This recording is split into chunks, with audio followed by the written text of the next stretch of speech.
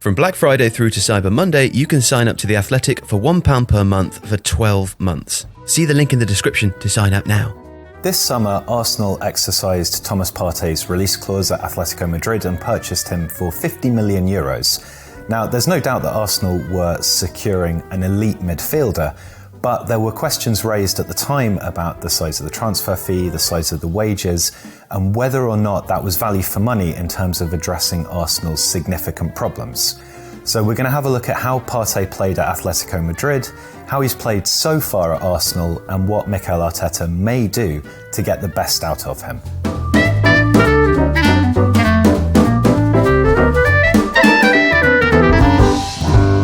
In the last few seasons, Thomas Partey had become increasingly important to Atletico Madrid. Now, Diego Simeone sets his team up in a 4-4-2. The wide players actually tend to play quite narrowly, and Partey was absolutely the passing hub of that team. So if we look at where he's set up, generally speaking on the right-hand side of the central midfield pivot, we can see Correa here would tend to play slightly more advanced and tucked in. Koke would also tuck in but not play quite so high up the pitch. João Felix and Morata, generally speaking, they were the preferred front two pairing, would sort of stagger like this. And a lot of the width would come from the wing-backs here, Kieran Trippier, or on the left-hand side, Renan Lodi.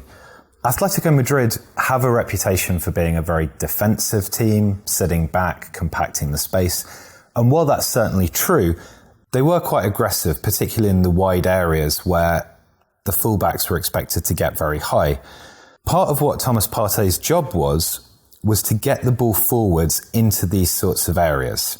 So looking to release the fullbacks out wide, but also Partey excelled at passing through the midfield lines and getting the ball into the forward areas. And as well as passing, Partey is a press-resistant dribbler, so he was able to bring the ball forwards himself. And that allowed Atletico Madrid, even in this compact 4-4-2 that they have, to get the ball forwards into dangerous areas.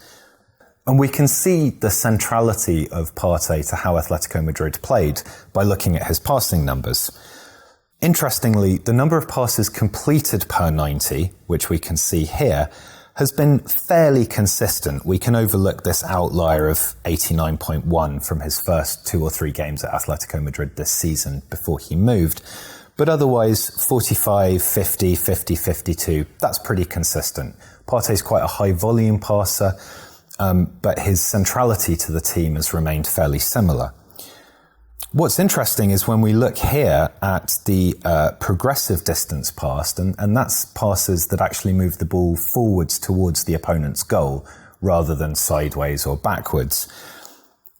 Partey has consistently increased during his time at Atletico Madrid. So here we can see in 2017-18, it was about 250 yards per game. This is a cumulative measure throughout the course of the 90 minutes. That then goes up to 290.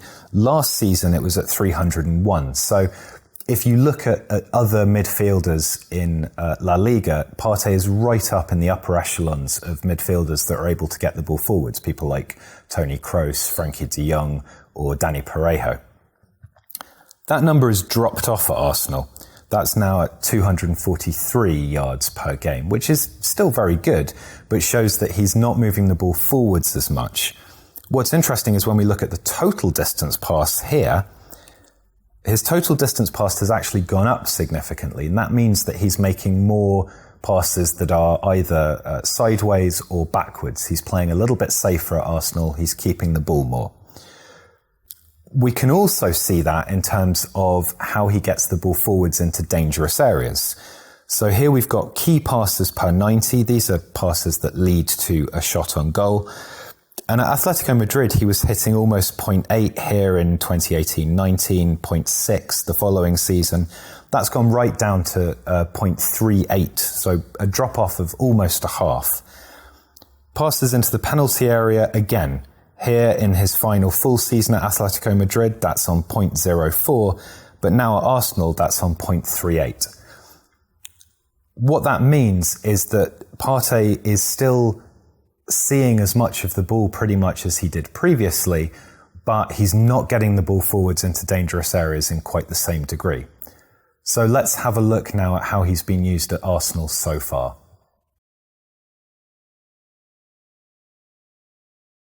So far, Partey has mostly been used in a double pivot in a 3-4-3.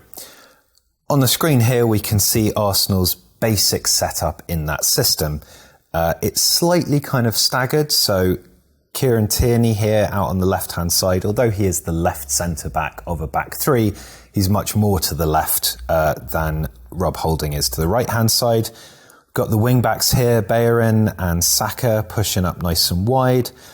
What we tend to see is that El Neni drops off here quite a lot.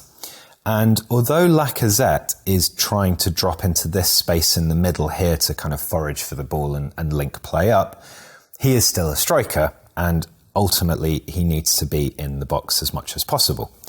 What that does is it leaves Partey in a huge amount of space. Now that's not space necessarily in relation to the opposition players, who can still be quite close to him, but it's space in relation to his Arsenal teammates. They are tending to fill the wide areas, and that's partly because the wing-backs stay out wide, but it's also because Aubameyang and Willian tend to drift out. The centre-backs even can split here, and Partey is expected to kind of roam this whole area and link play from back to front. Now, as we've seen with how he played at Atletico Madrid, he is perfectly capable of doing this. He can thread those passes through, he can knock balls into the wide areas. But what it does mean is that without a player dropping into this sort of space here where we've got Lacazette, but Partey is expected to be the link player in the central midfield area without a great degree of assistance. That's probably why we've seen his overall pass distance go up, because he's actually having to play safer passes backwards because of the lack of options to pass forwards. It causes Arsenal significant problems in how they progress the ball well. So, for example, you can still have a pass here. Gabriel can pass to El Neni can pass to Partey. But all of a sudden, if you then block off these passing lanes and these guys push up here and tuck inside, Partey's being asked to do a lot in terms of how he moves the ball forwards. And this really is Arsenal's significant problem. They can get the ball into the deep midfield areas without any massive issue. That's partly because with a back five, you can create lots more passing options.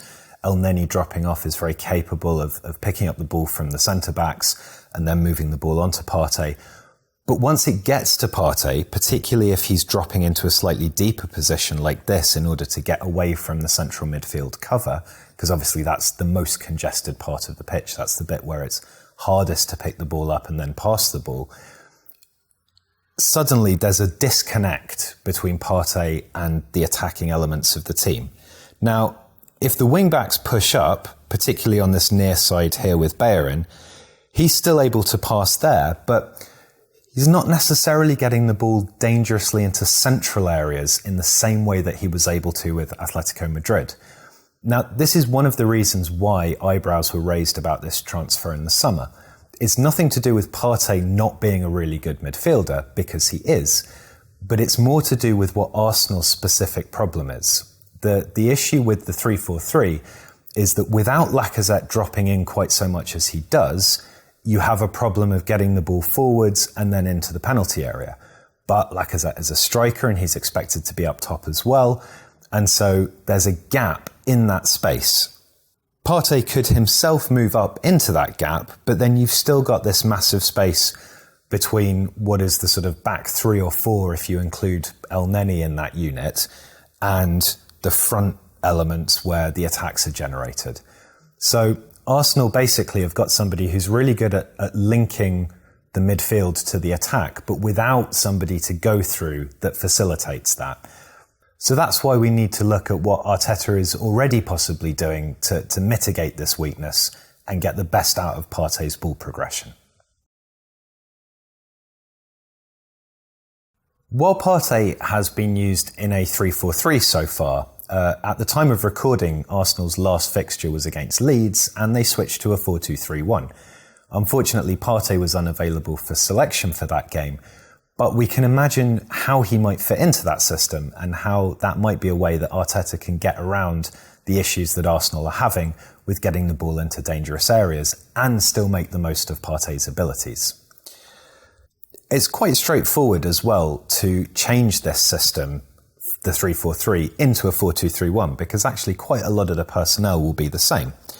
So we can shift Tierney back to a left-back position, move Holding across here, Bellerin comes to a right-back position, El Neni, Partey as the double pivot. Let's put Saka in as a 10. He probably wouldn't be used as a 10. They used Joe Willock against Leeds. There are other players that might be able to do it, possibly Willian, for example. But we can have Saka standing in here instead. Straight away, we can see how the addition of a player in the number 10 spot solves a number of problems for Arsenal. Lacazette can stay higher because this player here is suddenly linking and is able to get the ball forwards with a greater degree of ease than Partey is from his position. Partey, sitting in this deeper position though, can still take the ball from the back four or from his midfield colleague El Neni, but he's then got somebody to move the ball forwards to in this 10 position while also still being able to pass out wide. Now, the great benefit of Partey in this position is that because he's press resistant and because he has this ability to thread passes through congested areas, even if these guys kind of gang up on him here, as we can see, he's still going to be able to find those passes. But because we've got a player in the 10 spot, he's actually got someone to aim for rather than just having to kind of hit it out into the wide channels and hope for the best.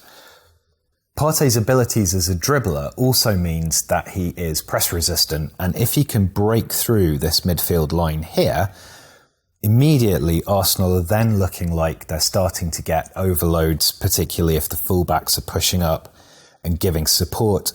And that means that Partey can kind of quarterback from this position, but having already broken through the midfield line, and he's got more time to pick his passes. Now, the key point here is that the 4-2-3-1 allows Partey to have both the ability to move the ball forwards to somebody who can receive it and then move it on, without restricting his ability to pass the ball out, for example, to the fullbacks or to break that first line of the press. Because there's somebody in that 10 spot, and it's not Lacazette dropping off from the centre-forward position, Partey has somebody that he can link play with, and he's not become isolated. He's not responsible for the whole of the midfield area, and Arsenal still have a striker in the box. So while we're yet to see much of Partey in a 4-2-3-1 for Arsenal, it's clear that Arteta is thinking about how to get the best out of him as a player and how to get the best out of the team. Now, there are pros and cons to every system, and it's probably not clear to Arteta yet what his best shape is and how Partey best fits into that best shape. I think we'll probably get a clearer idea as the season goes on, but what's definitely certain is that Thomas Partey can bring a lot to Arsenal in whichever system is used. From Black Friday through to Cyber Monday, you can get The Athletic for just £1 per month for 12 months. Yes, that's right, £1 per month for 12 months. Exclusive access to dedicated Premier League team journalists, plus all of your favourites, including David Ornstein, Ollie Kay, Daniel Taylor and Amy Lawrence, not to mention 10 other sports, a host of podcasts and some of the world's best sports journalists. The Athletic is truly the place to be, and you can now join with definitely the best deal of the year. £1 per month for 12 months. Visit the link in the description to join up now, just with the best deal of the year. Theathletic.com/Tifo Football.